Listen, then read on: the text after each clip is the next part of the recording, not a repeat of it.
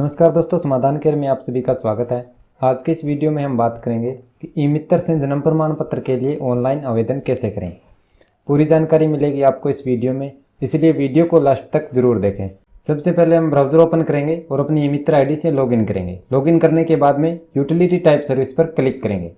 Click करेंगे तो हमारे सामने सर्च बॉक्स आ जाएगा। इसमें से हम सर्च करेंगे बर्थ सर्च करेंगे तो कई सर्विस हमारे सामने आ जाएगी। उसमें से 2 नंबर सर्विस है DES बर्थ रजिस्ट्रेशन जन्म पंजीकरण।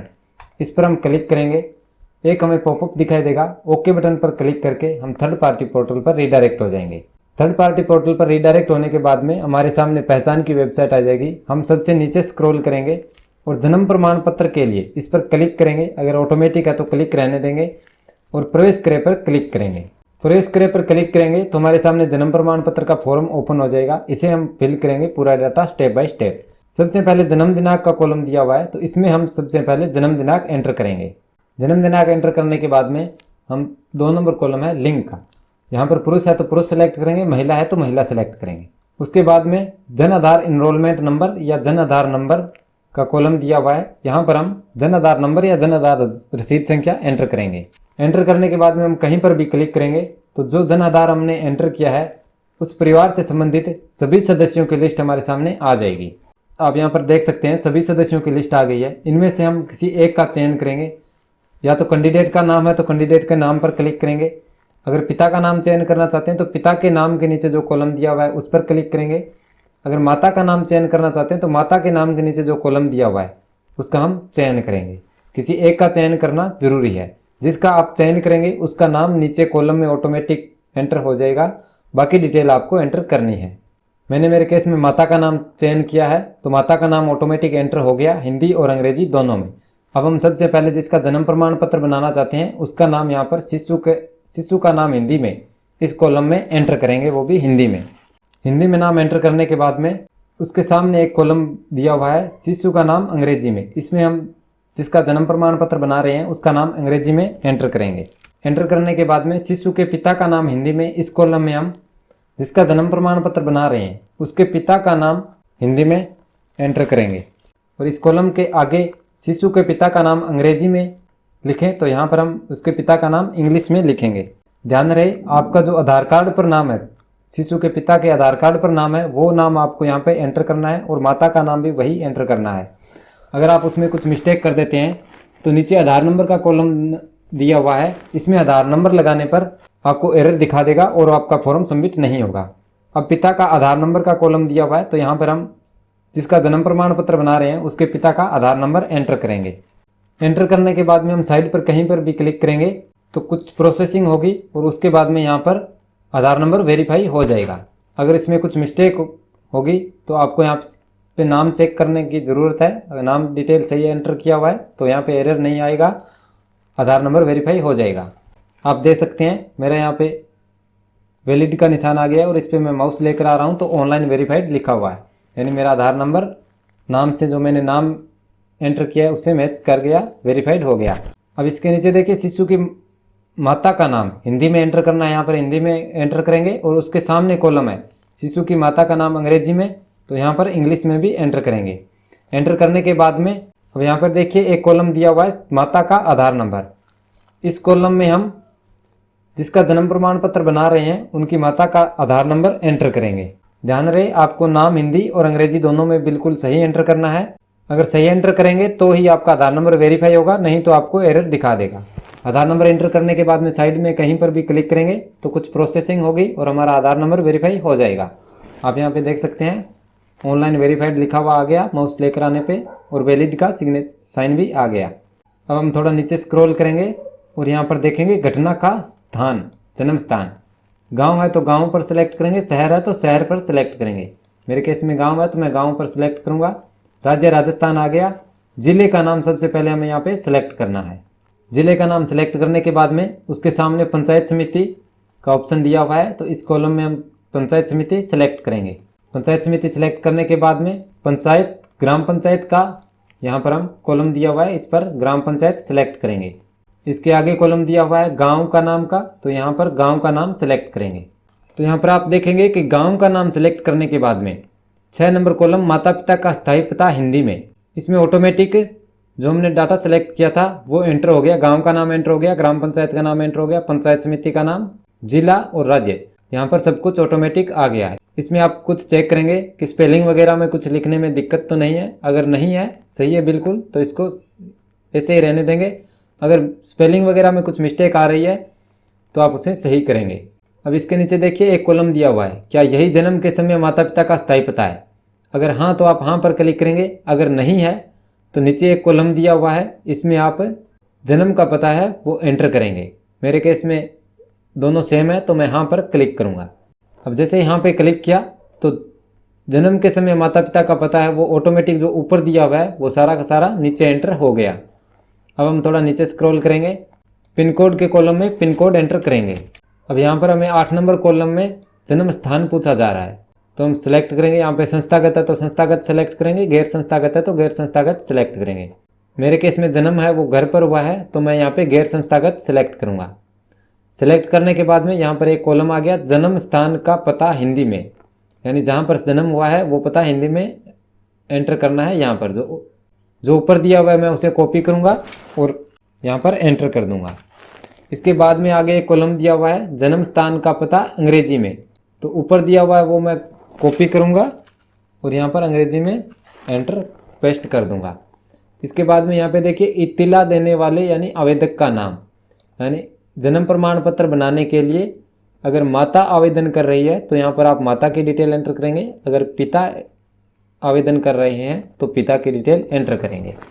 यहाँ पर आपको ध्यान रखना है कि आवेदक का नाम आप अंग्रेजी में ही लिखेंगे, यहाँ पर हिंदी में नहीं लिखेंगे। उसके आगे एक कॉलम दिया हुआ है, सूचना देने वाले का आधार नंबर, तो यहाँ पर आप उनका आधार नंबर एंटर करेंगे, यानी जो आवेदन कर रहा है उसका आधार नंबर यहाँ पर एंटर करेंगे। अगर माता आवेदन कर रही है तो माता का आधार नंबर एंटर करेंगे, अगर पिता आवेदन कर रहे हैं तो पिता का आधार नंबर एंटर करेंगे। एंटर करने के बाद में साइड पर कहीं पर भी क्लिक करेंगे तो थोड़ी प्रोसेसिंग हो गई और आधार नंबर है वो वेरीफाइड हो जाएगा। उसके बाद में मोबाइल नंबर का कॉलम दिया हुआ है तो यहाँ पर हम मोबाइल नंबर एंटर करेंगे। मोबाइल नंबर एंटर करने के बाद में आवेदक का पता है वो यहाँ पर हम एंटर करेंगे अंग्रेजी में, तो मैं ऊपर दिया हुआ पता कॉपी करूँगा और यहाँ पर पेस्ट कर दूँगा। इसके बाद में देखिए सूचना की दिनांक ऑटोमेटिक यहाँ पर आ गई। आप जिस तारीख को फॉर्म भर रहे हैं वो तारीख यहाँ पे ऑटोमेटिक आ जाएगी। उसके नीचे टिप्पणी हिंदी में और टिप्पणी अंग्रेजी में, दोनों कॉलम आप खाली छोड़ सकते हैं, यहाँ पर आपको कुछ नहीं लिखना है।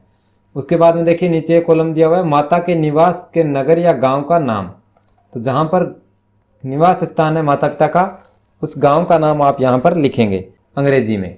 लिखने के बाद में नीचे एक ऑप्शन दिया हुआ है, गाँव है या नगर, तो अगर आप गांव से हैं तो गांव पर क्लिक करेंगे, शहर से हैं तो नगर पर क्लिक करेंगे। मैं गांव पे क्लिक करूंगा। उसके बाद में राज्य का नाम ऑटोमेटिक सेलेक्ट है, जिले का नाम हम यहाँ पे सेलेक्ट करेंगे।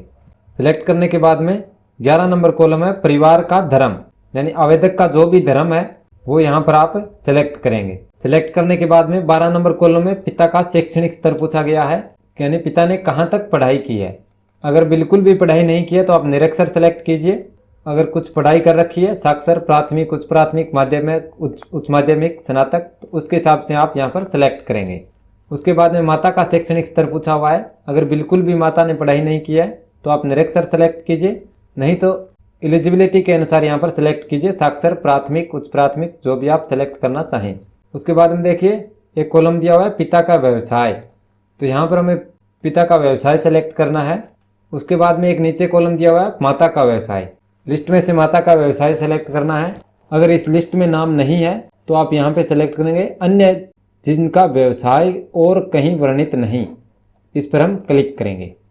क्लिक करने के बाद में एक कॉलम दिया हुआ है 16 नंबर, विवाह के समय माता के पूर्ण आयु वर्षों में, यानी जिसका आप जन्म प्रमाण पत्र बना रहे हैं उनकी माता की शादी के समय क्या उम्र थी वो यहाँ पे एंटर करना है।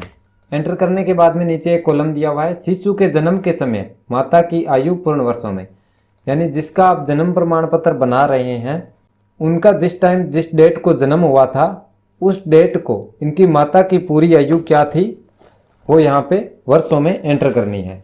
एंटर करने के बाद में 18 नंबर कॉलम है, इस शिशु को सम्मिलित करते हुए माता के जीवित जन्मे शिशुओं की संख्या, यानी जिसका आप जन्म प्रमाण पत्र बना रहे हैं उनकी माता ने टोटल कितने जीवित बच्चों को जन्म दिया है वो यहाँ पर आपको एंटर करना है। 2 है तो 2, 5 है तो 5, 7 है तो 7, जितना भी है आप यहाँ पे एंटर करेंगे।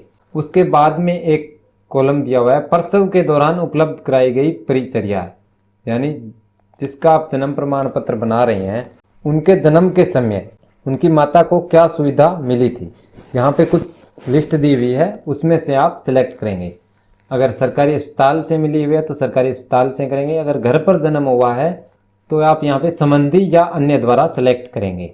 उसके बाद में प्रसव पद्धति, इसको आप प्राकृतिक सेलेक्ट करेंगे।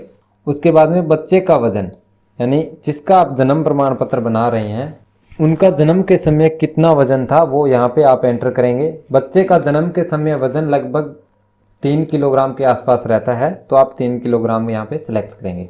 उसके बाद में गर्भावस्था की अवधि आप यहाँ पे सेलेक्ट करेंगे। इसमें सप्ताह दिया हुआ है, आप लगभग 36, 37, 38 सप्ताह सेलेक्ट करेंगे क्योंकि यही गर्भावस्था की सही अवधि है। इसके बाद में आपके पास जो भी डॉक्यूमेंट है वो आप यहाँ पर अपलोड करेंगे। अगर जन्म घर पर हुआ है तो तहसीलदार द्वारा एक अनुज्ञा पत्र जारी किया जाता है, वो यहाँ पे आप अपलोड करेंगे। अगर किसी अस्पताल में जन्म हुआ है तो वहाँ की छुट्टी की पर्ची और वो लिख कर देंगे कि इनका जन्म प्रमाण पत्र हमने दर्ज नहीं किया है, उसकी कॉपी आप यहाँ पे अपलोड करेंगे। तो मेरे केस में तहसीलदार द्वारा अनुज्ञा पत्र जारी किया हुआ है तो मैं इस पर क्लिक करूँगा। कार्यालय मजिस्ट्रेट तहसील सहायक कलेक्टर उपखंड अधिकारी से शपथ पत्र, इसके सामने एक चेकबॉक्स है, इस पर मैं क्लिक करूँगा। क्लिक करेंगे तो उसके सामने एक ऑप्शन है अपलोड शपथ पत्र, इस पर क्लिक करके हम शपथ पत्र अपलोड करेंगे। हम अपलोड शपथ पत्र पर क्लिक करेंगे। आप यहाँ पे देखेंगे कि सिर्फ 50 से 100 KB तक की JPG फाइल अपलोड करें, यानी जो फाइल आप अपलोड कर रहे हैं वो JPG फॉर्मेट में होनी चाहिए। उसका मैक्सिमम साइज 100 KB और मिनिमम साइज 50 KB होना चाहिए, यानी 50 से 100 KB के बीच में JPG फाइल आपको अपलोड करनी है। तो चूज बटन पर क्लिक करेंगे और अनुज्ञा पत्र यहाँ पर हम सिलेक्ट करके अपलोड करेंगे। अनुज्ञा पत्र सिलेक्ट करने के बाद में अपलोड बटन पर क्लिक करेंगे। हमारा अनुज्ञा पत्र अपलोड हो गया है। आप यहाँ पे एक छोटा सा प्रीव्यू देख सकते हैं। अगर ये गलत है तो इस क्रॉस के बटन पर क्लिक करेंगे और दोबारा से यहाँ से सही अनुज्ञा पत्र अपलोड करेंगे। अगर सही है तो वापस जाएं बटन पर क्लिक करेंगे। अब आप यहाँ पे देख सकते हैं अपलोड शपथ पत्र के नीचे एक छोटा सा प्रीव्यू हमारा देख सकते हैं जो कि शपथ पत्र अपलोड किया है उसका है। उसके आगे देखिए अपलोड ID प्रूफ का ऑप्शन है, इस पर क्लिक करके माता पिता का आधार कार्ड और जन आधार कार्ड हम यहाँ पर अपलोड करेंगे। JPG फॉर्मेट में करेंगे, साइज 50 से 100 KB के बीच में होना चाहिए। अपलोड ID प्रूफ पर क्लिक करेंगे, चूज फाइल पर क्लिक करके डॉक्यूमेंट सेलेक्ट करेंगे और अपलोड बटन पर क्लिक करेंगे। फाइल अपलोड होने के बाद में वापस जाए बटन पर क्लिक करेंगे, पूरा नीचे स्क्रॉल करेंगे। सबसे नीचे हम यहाँ पर कैप्चा एंटर करेंगे। कैप्चा एंटर करने के बाद में फॉर्म को एक बार पूरा चेक करेंगे, दोबारा कोई मिस्टेक तो नहीं रह गई है। पूरा फॉर्म चेक करने के बाद में हम इंद्राज करे बटन पर क्लिक करेंगे। यहाँ पर थोड़ी प्रोसेसिंग होगी और हमारा फॉर्म है वो सक्सेसफुली सेव हो जाएगा। आप यहाँ पे देख सकते हैं हमें एक पॉपअप दिखाई दिया है जिसमें लिखा हुआ है सूचना संग्रहित कर ली गई है। आपका रेफरेंस नंबर, आगे रेफरेंस नंबर दिया हुआ है एवं टोकन नंबर, आगे टोकन नंबर दिया हुआ है। कृपया इसे नोट कर लें क्योंकि आपके पंजीकरण में संशोधन हेतु काम आएगा। इसे आप नोट करके रखेंगे।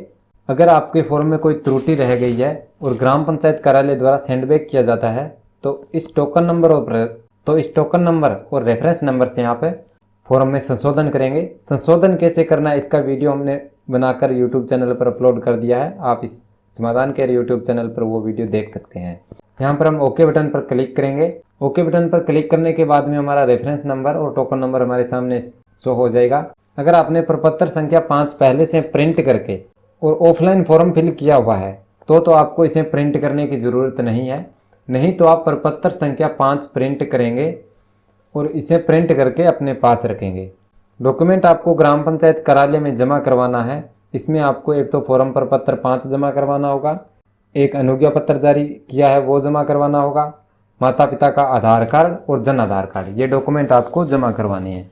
जमा करवाने के बाद ग्राम पंचायत कार्यालय द्वारा आपका फॉर्म चेक किया जाएगा और अप्रूव्ड कर दिया जाएगा। उसके बाद में आप जन्म प्रमाण पत्र का सर्टिफिकेट पहचान की वेबसाइट से डाउनलोड कर सकते हैं। तो दोस्तों आज के वीडियो में आपने देख लिया कि ई मित्र से जन्म प्रमाण पत्र के लिए ऑनलाइन आवेदन कैसे करते हैं। दोस्तों ये वीडियो आपको अच्छा लगा है तो वीडियो को लाइक करें, अपने दोस्तों के साथ शेयर करें। अगर आपका कोई सवाल या सुझाव है तो कमेंट करके बताएं। चैनल को सब्सक्राइब जरूर करें नए वीडियो देखने के लिए। मिलते हैं एक नए वीडियो में, तब तक के लिए जय हिंद जय भारत।